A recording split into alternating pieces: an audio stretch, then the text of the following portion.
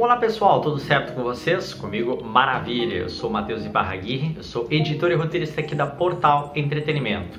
No vídeo de hoje, então, vamos fazer mais um Que História é Essa, né? Conhecer um pouco mais a respeito da história em quadrinhos Cyberpunks, agora edição número 2, né? Então vamos lá conhecer o que aconteceu realmente sobre essa criação, né? Se você perdeu realmente o vídeo da primeira edição, olha, aqui ó, um card acima para você poder conhecer, dar uma paradinha e avançar então um pouco mais no começo dessa história pra gente dar seguimento aí, não pegar aquele spoiler desprevenido, né? Vamos lá conhecer um pouco mais? Cyberpunk edição número 2, então ela inicia mostrando a gente o que aconteceu, né, através da outra edição, e ele lembrando que tem as mesmas características, né, 32 páginas, mesmo valor, né, e ele segue com essa mesma métrica, com uma ideia realmente do artista do Adriano Alves, só que muda a equipe, né, no final vou comentar que é do Marcos Pedro, que é o desenhista, né, mas nós seguimos então essa métrica da brincadeira ali, que remete aí, pra quem lembra aí, as capas, né, da Marvel e tudo mais, né, dos X-Men, principalmente, Marvel em geral, né, mas através disso, então, as cabecinhas, né, que tinham, era uma referência bem interessante, tá? Então a gente tem todo esse brilho, mesmo essa questão referente a isso, né? Então, Cyberpunk, só que tô com uma roupa parecida, um verde e um vermelho para referenciar, então, referente à revista, né? Colocando então o que acontece, que eu queria a partir da segunda edição já mostrar um pouco mais o que acontece no dia a dia, na vida punk, né? Tem aquela briga, tem aquela situação, né? Então acaba colocando realmente os personagens com maior interação, bastante balão de conversa entre eles, né? Lembrando que isso aqui é a segunda edição do arco, né? Então são 3 edições, né? Ou seja, as nossas histórias elas vão trabalhar com arcos de histórias, 1 a 3, enfim, 3 revistas, 4 revistas, 5, dependendo, né? Mas essa então são 3 edições do primeiro arco, então, dessa forma, tá? Que é o mundo Cyberpunk. Então, realmente, aqui eu já quis colocar essa interação com os personagens, aqui, ó, por exemplo, o próprio Caveira interagindo, então, com o Tóxico, né? Vou brincar que esse é o personagem mês aí de abril, aí, porque ele é um cara de Novo Hamburgo, né? Que é uma cidade que a gente está de aniversário já semana que vem. E nessa época, as cidades não têm um nome, por exemplo, Porto Alegre é Tecnoporto, Novo Hamburgo ele é Vale do Grafeno, né? Então ele vai ser tratado essas informações mais adiante em edições avançadas. A partir da 4ª edição já começam a conversar um pouco mais a respeito disso. Então é bem interessante, né, pra galera poder conhecer um pouco mais a respeito dos personagens. Então aqui eu quis brincar com o conceito de punk, né? Punk tu lembra muito pancadaria, tiro, porrada e bomba, né?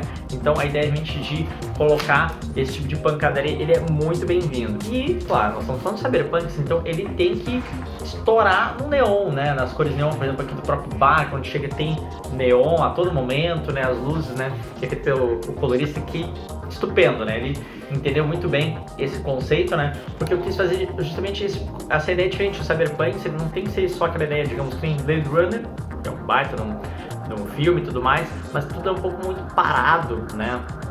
Tanto que ele é cult, não quero que as minhas revistas de quadrinhos seja cult daqui 10, 20 anos, né? Elas têm que ser adquiridas, lidas, né? Para que a pessoa possa, opa, gostei, quero saber mais, é isso que eu tenho recebido de feedback. Qual é o que eu posso receber mais então a respeito disso, né? Algumas brincadeiras aí que o próprio desenhista colocou, né? Então, palavreado por quê? 14 anos, né? Então, lembrando que as histórias em quadrinhos acaba tendo esse conceito, tá? Então, muita luz, muita iluminação, muito tiro, laser, muita coisa assim que brinca bastante com essa ideia realmente disso, né? E traições, né? O que pode estar acontecendo, né? De traições a ponto de eles ficarem com essas caras, opa, tem um traidor na equipe, o que está acontecendo? Seguimos também com a nossa métrica, que eu acho que a galera gostou bastante mesmo de colocar personagens através das suas fichas para poder compreender um pouco mais sobre a vida e a história deles, né?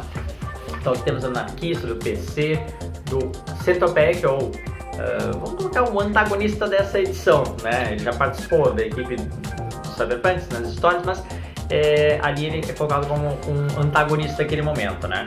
Normalmente coloca, olha a quantidade de luz, iluminação, né?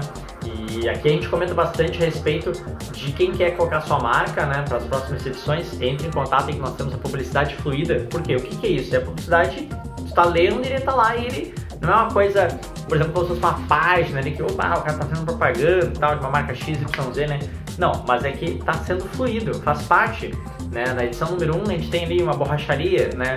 Então, para poder brincar aqui, por que não ter isso? No próprio Brasil, quando tá caminhando, tu pode te escorar ali dentro lá de uma parada de ônibus e tem uma propaganda, né? Então, isso é o Brasil, é esse tipo de conteúdo que eu quero através das histórias em quadrinhos. Quando eu criei realmente Cyberpunk, eu queria essa mescla de mundo tecnológico, mas de terceiro mundo, porque aqui é o Brasil, né? Então a gente tem que ter essa ideia aí contextualizada, né? Então, colocando também a ideia realmente de eles se alimentarem, né? A ideia principal, até aqui interessante, que estão dentro de um estabelecimento fechado, mas como a gente acaba olhando muito essa coisa de Cyberpunk, que normalmente eles estão comendo noodles, né? Comendo as massas, né?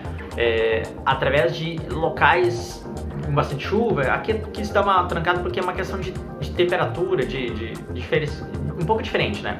Mas estão lá comendo noodles, e então tem essa coisa da massa, né? De querer comer, né?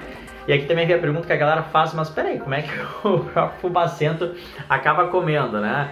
Então a gente vai colocando aí como se tivesse uma massa sólida que ele vai consumindo dessa forma. Ou ele pode colocar dentro daqueles pequenos furos seus palitos, né? Para poder consumir, assim como foi utilizado um pouco mais de páginas anteriores, né? Onde a própria metódica, né, colocou só de barras de ferro ali para poder utilizar eles aqui, né?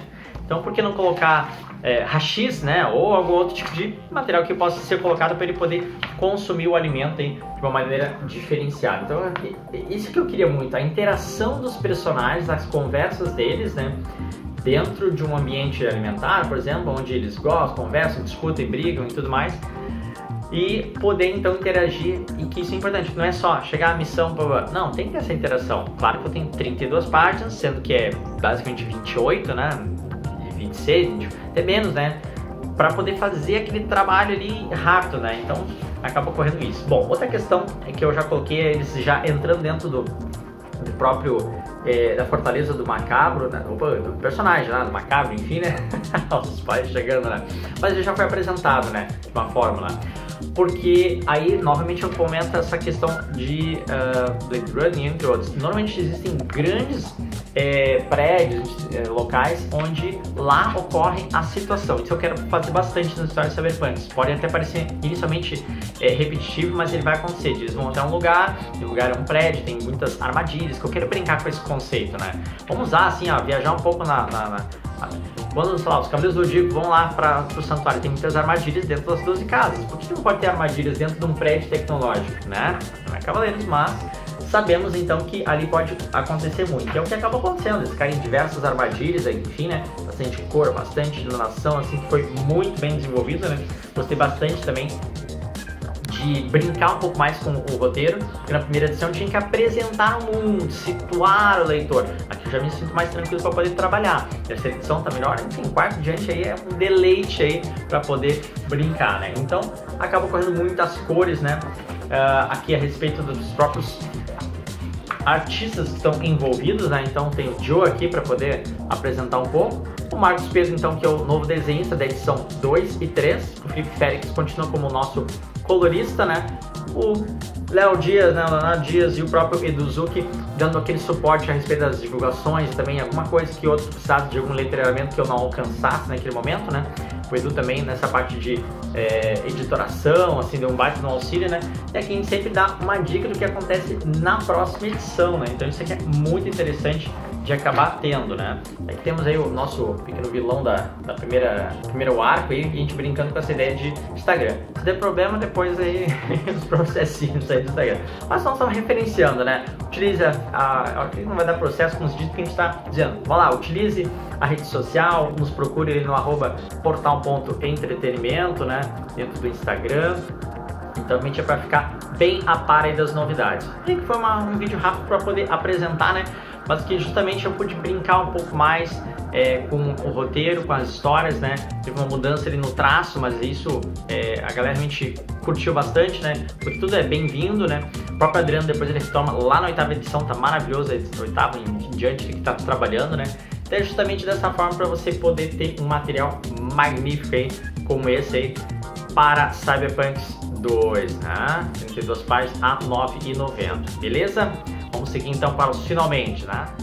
Então se você gostou desse vídeo, dê o seu like, seu curtir, compartilhe, também inscreva-se, não se esqueça lá de colocar no sininho para receber todas as notificações necessárias aí para avançar então e receber tudo que precisa para conhecer cada vez mais os nossos vídeos dessa forma, né? Fico muito grato por participar aí desse nosso último por enquanto. Quando a gente tiver um novo quadrinho físico, vou fazer um novo Que História é essa, né? Não quero fazer com digital, né? Mas para poder você ter acesso a essas informações e ver, pô, vale a pena então para adquirir, tem aqui nas informações abaixo como ter acesso então a esse material maravilhoso, tá certo? Um grande abraço a todos e um excelente mês de abril para todos nós. Valeu!